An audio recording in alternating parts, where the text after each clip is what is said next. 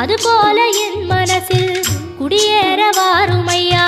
சம்ஹார நேரத்தில் சமுத்திரம் பின்வாங்கும் சந்தோஷ திருநாளில் நல்லருளை தாருமையா. முருகன் என்று முழங்குது என் மனசு, கடலை போல உன் கருணை பெருசு.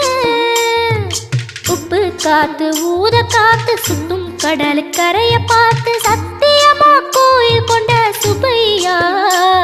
எங்க குப்பத்துக்கு குலவிளக்கு நீ ஐயா.